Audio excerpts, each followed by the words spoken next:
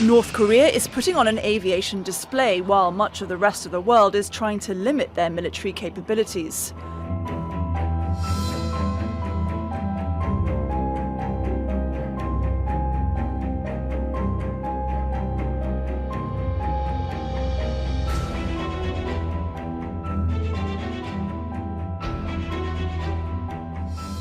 The country is under UN sanctions for missile and nuclear testing, but that hasn't stopped it maintaining an air force. Breaking news. North Korea's long dependence on Soviet-era MiG-29 fighters is over. They are now trying to develop their own homegrown fighter jets. But with these efforts still in their early stages, can North Korea really close the gap with military giants like Russia and China? Or is this just another ambitious project that is destined to fall behind, the MiG29 Legacy? Before we show you the new jets North Korea is planning to build, you have to understand its legacy first. You see, the MiG-29 has been North Korea's go-to fighter jet for decades, and for a while it was considered quite the powerhouse.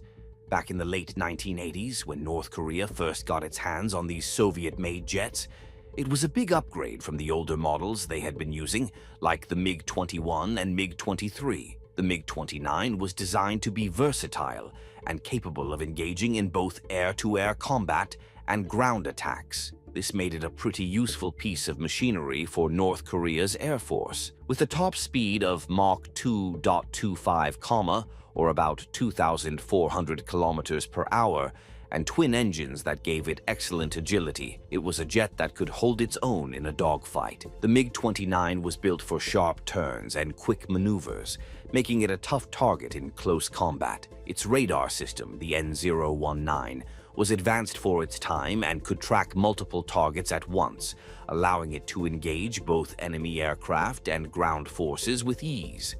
With air-to-air missiles, bombs, and rockets at its disposal, the MiG-29 was North Korea's best bet for defending its airspace.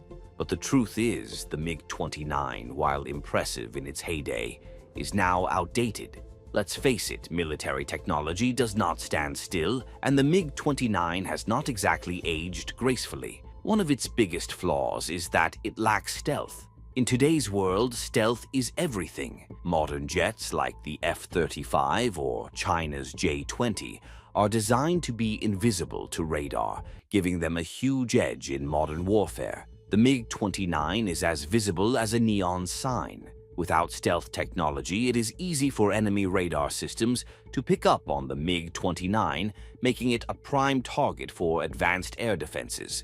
And while the MiG-29 may still be fast and maneuverable, speed alone does not cut it anymore when everyone else has the ability to avoid detection altogether. Then there is the avionics. The MiG-29's radar and targeting systems were top of the line in the 1980s, but compared to today's jets, they are practically ancient. Modern fighters are equipped with tech that lets them detect threats from miles away, respond to incoming attacks with lightning speed, and communicate seamlessly with other aircraft in the area. The MiG-29 just does not have that kind of capability.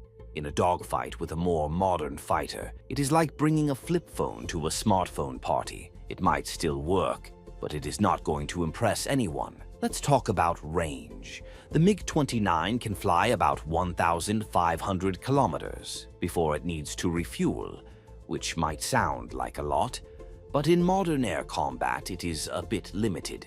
Today's jets are designed for long-range missions with mid-air refueling capabilities that allow them to stay in the fight much longer. The MiG-29's relatively short range means it is mostly suited for local defense, which limits its strategic flexibility.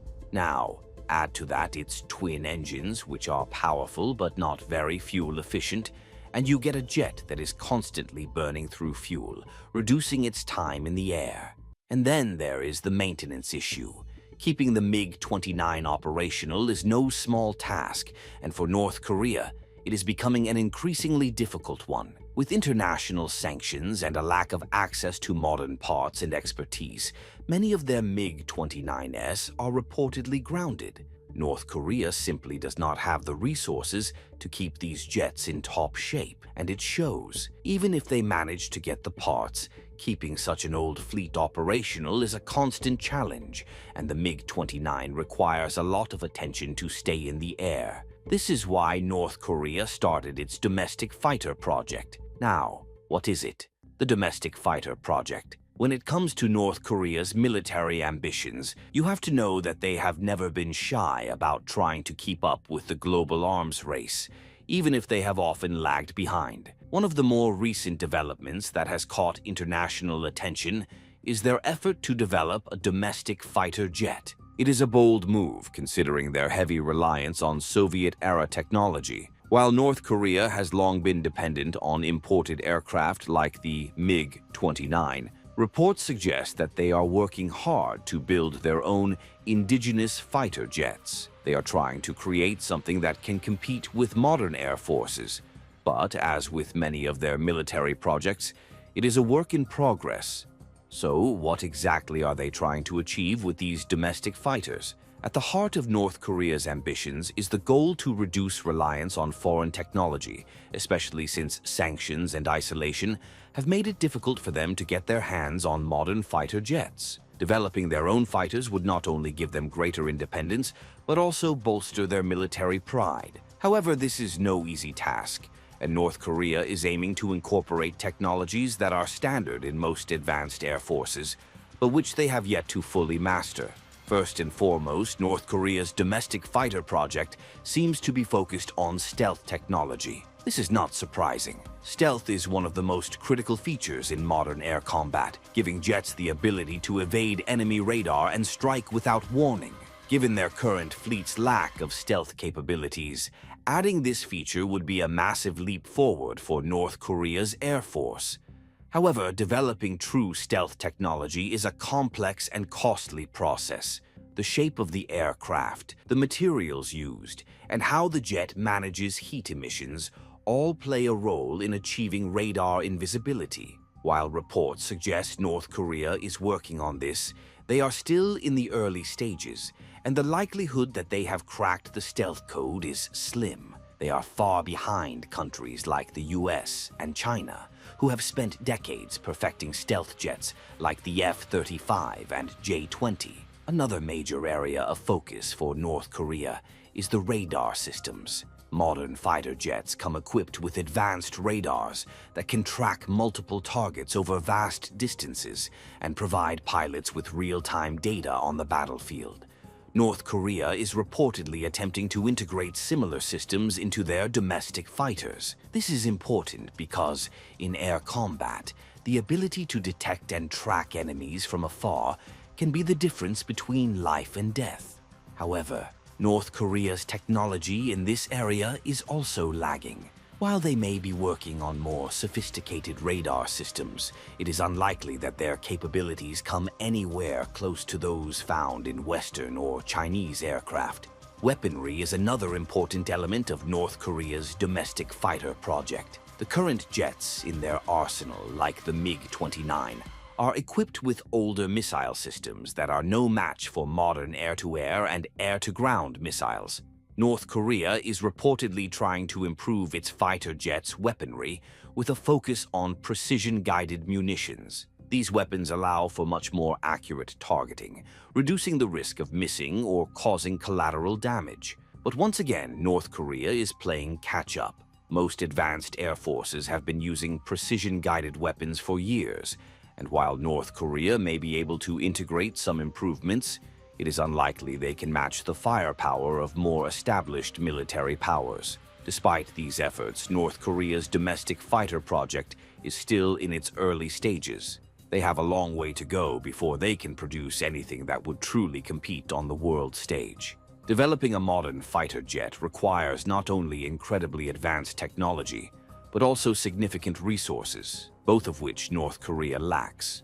While they may have made some progress in areas like stealth, radar, and weaponry, they are still years, if not decades, behind other powerful countries. Now, the big question is, why didn't North Korea try to create these jets sooner? After all, we are talking about a regime that has always had a strong military focus. Challenges facing North Korea. The answer comes down to a combination of factors that have kept North Korea lagging, far behind nations like Russia, China, and even some of its regional neighbors when it comes to aircraft development. Let's see, what are the challenges they have been facing for decades? First of all, it is the lack of advanced technology. Developing a modern fighter jet is no small feat. It requires advanced avionics, advanced materials, and sophisticated manufacturing techniques. North Korea simply does not have access to the level of technology that nations like Russia and China have been working with for years. Russia, for example, has been producing advanced fighter jets since the Cold War, with the Su-27 and later the Su-57 as clear indicators of their technological prowess. China, too, has poured enormous resources into building up its own military aviation industry, developing jets like the J-20 stealth fighter.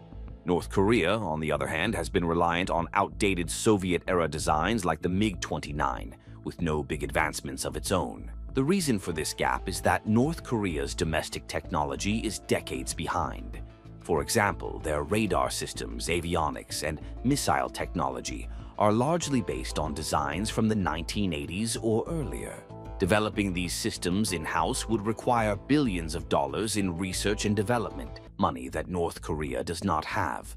Advanced jet engines alone are a major hurdle. Nations like the US and Russia have spent decades perfecting jet engine designs that balance speed, maneuverability, and fuel efficiency.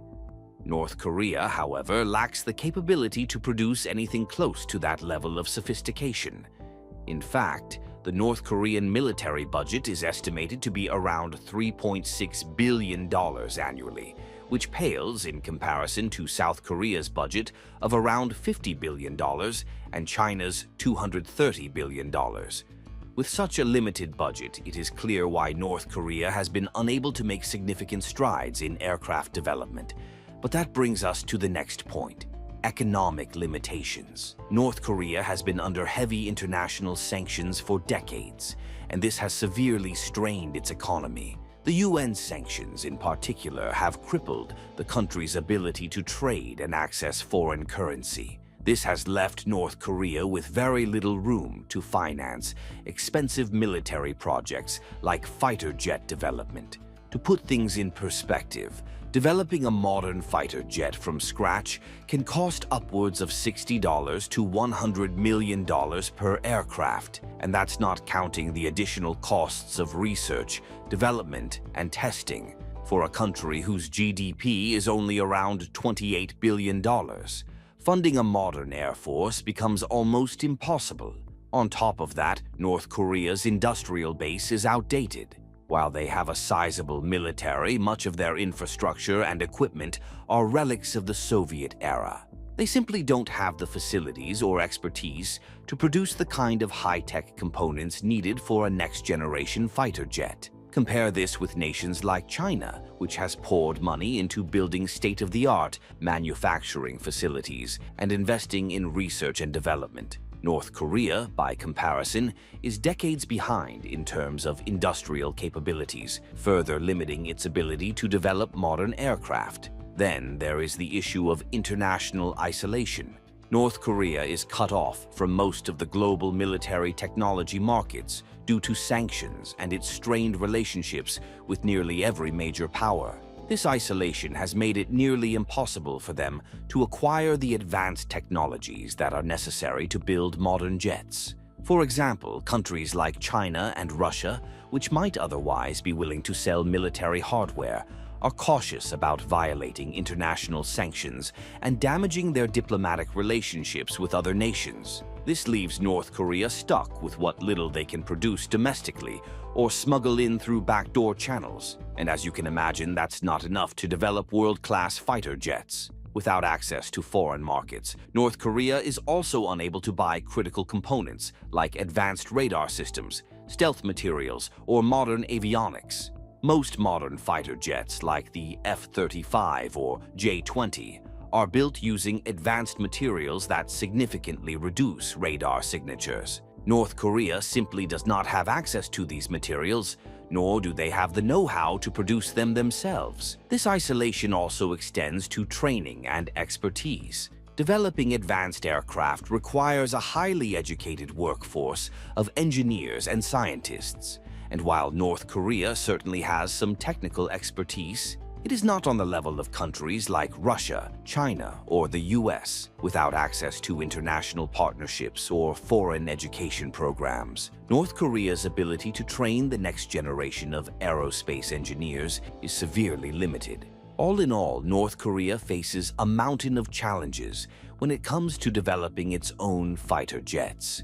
From outdated technology and economic strain to international isolation, it is no surprise they have not been able to create a competitive domestic fighter sooner. But will they ever succeed? Will this project lead to meaningful military improvements, or is it simply another case of overblown rhetoric with little real progress behind it? Will North Korea succeed?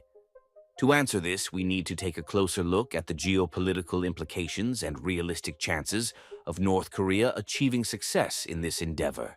First, let's talk about the potential regional tensions that could arise from North Korea's efforts to build a modern air force. North Korea's military ambitions are not happening in a vacuum. Their neighbors, South Korea and Japan, are watching closely. Both nations already view North Korea as a threat, given its nuclear weapons program, missile tests, and unpredictable leadership. If North Korea were to develop a competitive air force, it could seriously shift the balance of power in the region. South Korea, in particular, has invested heavily in its military, spending billions to acquire advanced fighter jets like the F-35. The thought of North Korea developing a fighter jet that could challenge South Korea's air dominance would no doubt raise alarms in Seoul. This could lead to an escalation in military spending, as South Korea might feel the need to strengthen its air defenses even further to stay ahead of the North. The same goes for Japan, which has been increasing its defense budget in response to both North Korean threats and China's growing military power. Japan, which has its own fleet of advanced F-35s, would see any progress by North Korea in the field of air warfare as a direct challenge. These regional tensions would not just affect North Korea's immediate neighbors. They would also draw in global superpowers like the United States, China, and Russia. North Korea's push to develop its own fighter jets would undoubtedly be seen by the US as a provocative move. The US already has a significant military presence in South Korea and Japan, and any increase in North Korea's military capabilities could lead to further US involvement in the region. Washington would likely respond by increasing its own military presence or even imposing additional sanctions on North Korea to curb its ambitions. For the US, keeping North Korea contained is to protect its allies in the region and prevent the spread of advanced military technology to rogue regimes. On the other hand, China and Russia would also be closely monitoring North Korea's progress. Both nations have historically been more sympathetic to North Korea, though their support has waned in recent years due to North Korea's increasingly erratic behavior. China, in particular, might see North Korea's efforts to develop a modern air force as a double-edged sword. On one hand, a stronger North Korea could act as a buffer against US influence in the region. On the other hand, a militarily empowered North Korea could become more unpredictable, which is something China would want to avoid. Similarly, Russia, which has supplied military technology to North Korea in the past, might be wary of getting too involved, given the international sanctions and potential diplomatic fallout. So, with all these geopolitical factors, can North Korea actually succeed in developing a modern, competitive fighter jet? The short answer is probably not anytime soon. The challenges we have already discussed make it extremely difficult for North Korea to catch up with the world's leading air forces. Building a fighter jet is not just about designing a sleek aircraft.